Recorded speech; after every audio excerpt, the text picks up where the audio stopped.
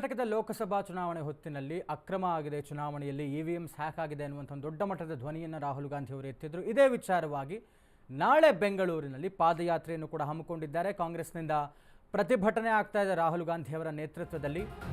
ರಾಹುಲ್ ಗಾಂಧಿ ಅವರ ನೇತೃತ್ವ ನಾಳೆ ಬೆಂಗಳೂರಿನಲ್ಲಿ ಕಾಂಗ್ರೆಸ್ನಿಂದ ಪ್ರತಿಭಟನೆ ಆಗ್ತಾ ಇದೆ. ರಾಹುಲ್ ಪ್ರತಿಭಟನೆಗೆ ಎಲ್ಲ ರೀತಿಯಾದಂಥ ಭದ್ರತೆಯನ್ನು ಕೈಗೊಳ್ಳಲಾಗಿದೆ ಅಂತ ಬೆಂಗಳೂರಿನಲ್ಲಿ ಗೃಹ ಸಚಿವ ಡಾಕ್ಟರ್ ಜಿ ಪರಮೇಶ್ವರ್ ಹೇಳಿಕೆ ಕೊಟ್ಟಿದ್ದಾರೆ.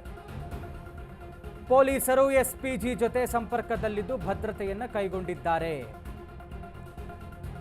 ನಾಳೆ ಪ್ರತಿಭಟನಾ ರ್ಯಾಲಿ ಇದೆಯೋ ಇಲ್ಲವೋ ನನಗೆ ಗೊತ್ತಿಲ್ಲ ಅಂತ ಹೇಳ್ತಾ ಇದ್ದಾರೆ ಹೋಮ್ ಮಿನಿಸ್ಟರ್.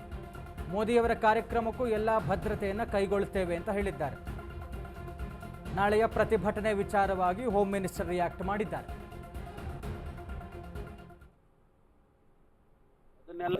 ಅದೆಲ್ಲ ಕಮಿಷನರೇಟ್ನವರು ಅವರ ಭದ್ರತೆಯ ವಿಚಾರದಲ್ಲಿ ಎಲ್ಲ ಕ್ರಮ ತಗೊಂಡಿದ್ದಾರೆ ಈಗಾಗಲೇ. ಆಮೇಲೆ ಅವರು SPG ಅವರು ಯಾರು ಡೆಲ್ಲಿಯಿಂದ ಸೆಕ್ಯೂರಿಟಿ ಇವರು ಬಂದಿದ್ದಾರೆ ಅವ್ರ ಜೊತೆನೂ ಸಂಪರ್ಕದಲ್ಲಿ ಇದ್ದಾರೆ. ಅದನ್ನೆಲ್ಲ ಅವರು ಮಾಡ್ಕೊಳ್ತಾರೆ. 10ನೇ ತಾರೀಕು ಮೋದಿ ಕೂಡ ಬರ್ತಾ ಇದ್ದಾರೆ ಸರ್. ಅವರಿಗೂ ಕೂಡ ಎಲ್ಲ ಸೆಕ್ಯೂರಿಟಿ ಅರೇಂಜ್ಮೆಂಟ್ ಮಾಡ್ತೀವಿ. ಪ್ರಧಾನಮಂತ್ರಿಗಳು ಬರುವಾಗ ಸೆಕ್ಯೂರಿಟಿ ಮಾಡಲ್ಲ.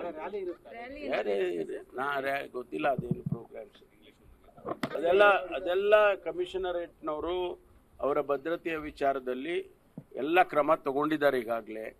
ಆಮೇಲೆ ಅವರು SPG ಅವರು ಯಾರು ಡೆಲ್ಲಿಯಿಂದ ಸೆಕ್ಯೂರಿಟಿ ಇವರು ಬಂದಿದ್ದಾರೆ ಅವ್ರ ಜೊತೆನೂ ಸಂಪರ್ಕದಲ್ಲಿ ಇದ್ದಾರೆ. ಅದನ್ನೆಲ್ಲ ಅವರು ಮಾಡ್ಕೊಳ್ತಾರೆ. 10ನೇ ತಾರೀಕು ಮೋದಿ ಕೂಡ ಬರ್ತಾ ಇದ್ದಾರೆ ಸರ್. ಅವರಿಗೂ ಕೂಡ ಎಲ್ಲ ಸೆಕ್ಯೂರಿಟಿ ಅರೇಂಜ್ಮೆಂಟ್ ಮಾಡ್ತೀವಿ. ಪ್ರಧಾನಮಂತ್ರಿಗಳು ಬರುವಾಗ ಸೆಕ್ಯೂರಿಟಿ ಮಾಡಲ್ಲ. ಗೊತ್ತಿಲ್ಲ ಅದೇನು ಪ್ರೋಗ್ರಾಮ್ಸ್. ಅದೆಲ್ಲ